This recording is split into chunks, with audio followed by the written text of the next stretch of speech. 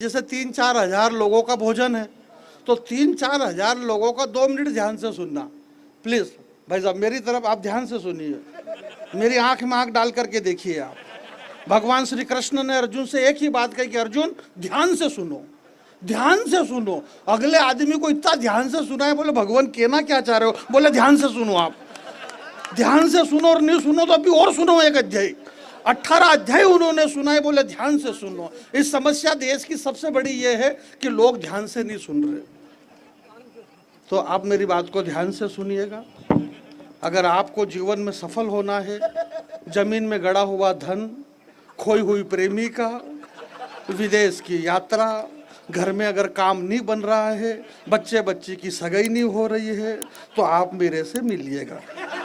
मंच के पीछे मैं सारे टोटके जानता हूँ। हमारे गुरु महाराज जी जो बैठे हुए थे, एक लोटा जल, समस्या सारी हल।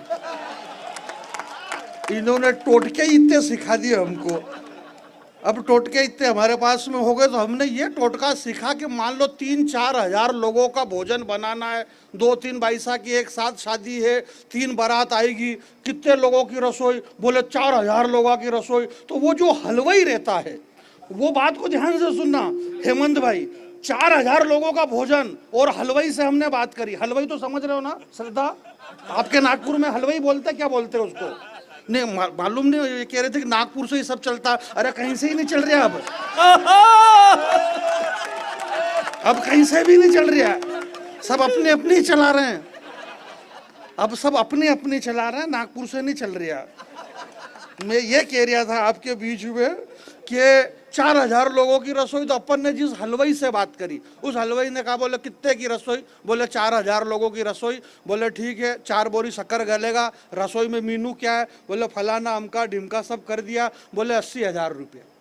ठीक है, अब वो जो मेन उस्ताद है हलवाई, जिससे आपने बात करी है, 80,000 रुपये में उसने फाइनल करा है। मेरे को ये बताओ कि उस पूरी रसोई के अंदर वो जो मेन उस्ताद रहता है नहीं हलवाई, वो एक बार भी किसी चीज को हाथ नहीं लगाता है, एक कब्जा फंसाता है, सिगरेट का एक पैकेट रखता है, बस सिगरेट जलाता है, घूमता फिरता है। 5-7 औरतें रहती है, वो पूड़ी आटा वगैरह काम करती रहती है। 2-3 खूबसूरत औरतें रहती है, उनका काम लहसन छुलवाना। छोरे उन आगे पीछे रहते हैं, वो सब लहसन जान। कोई कुछ, वो जो मेन उस्ताद है, वो मेन उस्ताद कुछ भी नहीं करता है। फिर उस मेन उस्ताद ने कुछ भी नहीं किया, तो 80,000 किस बात के? तो उस 80,000 इस बात के कि वो जो चाशनी रहती है ना, उस चाशनी का तार देखना जानता है। वो तार, क्या बात है भाई, वाह वाह वाह। जानी बेरा कि कुछ भी नहीं जानता है, तार जानता है, तार। आप तार देखना सीख जाओ भाई। ये कोड वर्ड है 80,000। ये तार अंदर की आंखें खोल करके प्रणाम करता हूँ। श्रद्धेय हमारे गुरुजी विराजमान है, सारे संत जन यहाँ पर विराजमान हैं, और संत जन ने भी हाँ करी कि हम विराजमान हैं। आप देखो तो सही यार, 4 घंटे से चल क्या रहा? सारे कवि एक ही बात करे, बोले हमारे संत जी विराजमान है, हमारे संत जी विराजमान है, और संत जी भी घोघड़ी हिला रहे कि हाँ है। अब ये तो है ही सही यार, सबको दिख ही रहा कि यही खाद है सब।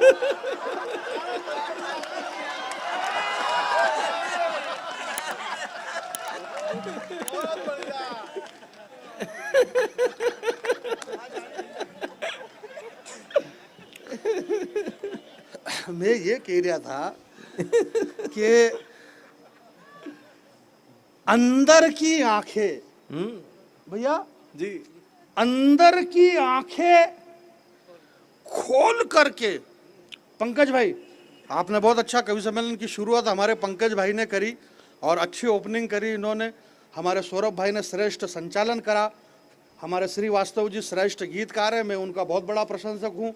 श्रद्धा बिटिया बहुत प्यारी गीतकार कवि, इन्होंने ओज की बहुत अच्छी रचना सुनाई। और हेमंत भाई लाजवाब, जिन्होंने कवि सम्मेलन को कवि सम्मेलन बनाया। मुकेश भाई और सौरभ भाई, इन सब ने बहुत अच्छा पढ़ा। मैं इस मंच का बहुत छोटा सा कवि हूँ। बात यह है कि परसों रोज एक कवि सम्मेलन था आष्टा के पास में, तो 2 या 3 कवियों ने कविता पढ़ी और पानी आ गया। तो प्रमोद भाई जैसे जो आयोजक थे, उन्होंने कहा, बोले कितने कवियों ने पढ़ा? बोले 2 कवियों ने। तो वो 2 में एक तो मैं खुद था। पंकज की जगह मैंने पहले नंबर पे पढ़ा था, तो उन्होंने कहा बोले जिन्होंने पढ़ लिया उनका पेमेंट कर दो, बाकी का इनका लेने दो, क्योंकि इन्होंने पढ़ा भी नहीं है। इस चक्कर को देखते हुए इन्होंने पहले पढ़ लिया और मेरे को रोक दिया इस पानी के डर से, वरना मैं इतना बड़ा कवि नहीं हूँ भैया, मैं बहुत छोटा आदमी हूँ।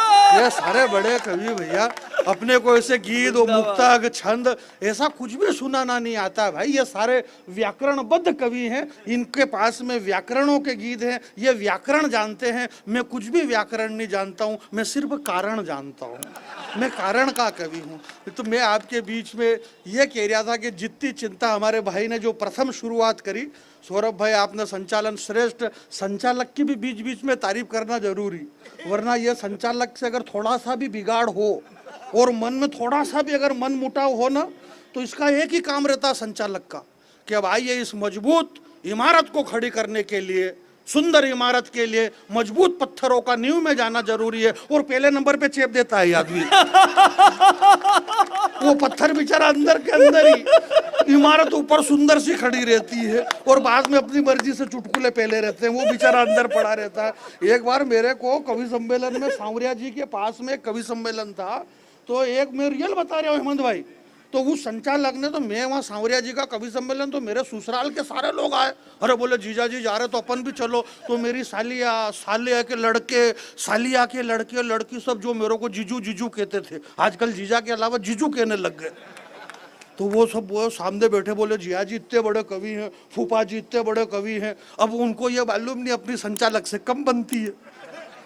संचालक ने दिया पहले नंबर पे चेप के मेरे, भैया अब हंसने की जरूरत नहीं, साल भर तक मैं ससुराल भी नहीं गया हूँ। इस चक्कर में वो बच्चे यही मजाक उड़ाते, बोले जिया जी अपने अभी भी चेपने के ही काम में आ रहे पहले नंबर पे।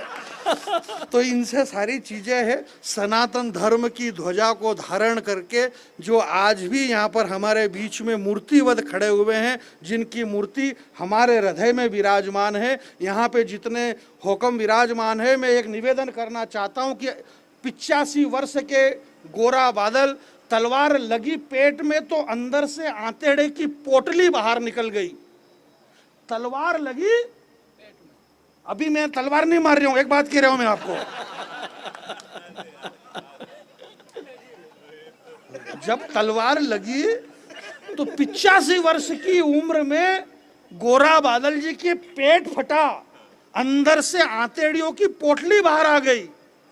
उन बुढ़ापे में 80-90 वर्ष की उम्र में उन्होंने मंदिरों में जाकर के राम नाम की मालाएं का जाप नहीं किया, जो पेट से बाहर आंतेड़े आ गए थे, पगड़ी उतारी, पगड़ी को फाड़ा और उस पगड़ी से पेट को बांध करके फिर से तलवार उन्होंने उठाई, तब जाकर के ये सनातन धर्म जिंदा है। मेरे भाई, मैं आपके बीच में एक बात कहना चाहता हूं मेरे भाई, हम जिस रानी पद्मिनी और जिस महाराणा प्रताप जी के प्रातः स्मरण, दो की क्या जरूरत है, एक से ही काम चला लूंगा मैं तो।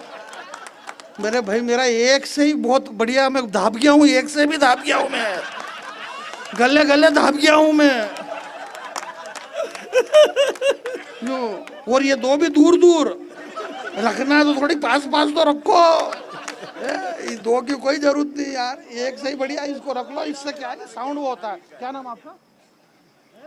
यार लक्की भाई कोई आनंद लो, मुझे बढ़िया माइक है, पर ये एक अच्छा हो गया, इससे एक से अपन काम चला लेंगे, ऐसी कोई बात नहीं। सनातन धर्म को लेकर के मैं इस मंच का बहुत छोटा बालक हूं, मैं ये कह रहा हूं कि सनातन धर्म पे खतरा है, सनातन धर्म पे खतरा है। दक्षिण भारत के एक मूर्ख स्टेलिन ने कहा, बोले सनातन डेंगू मच्छर है, इसे मिटा दिया जाएगा। मेरा ये मानना है मेरे भाई कि सनातन को मिटाने की बात करने वाले मूर्खों, एक संत हमारे मंच पे विराजमान थे, श्रद्धेय मिश्रा जी। मैं एक बात आपके बीच में और खड़ी कर रहा हूं, मैं आपसे ये नहीं कहूँगा कि आप ताली बजाना या मत बजाना, मैंने पहले ही कह दिया। मैं ये कह रहा हूं कि अंदर की आंखें खोल कर अंतस मन को देखो। आंखें खोली कि नहीं खोली अंदर की? अंदर की आंखें खोल करके अंतस मन को देखो। सनातन की ताकत देखना है तो चलो एक बार वृंदावन को देखो।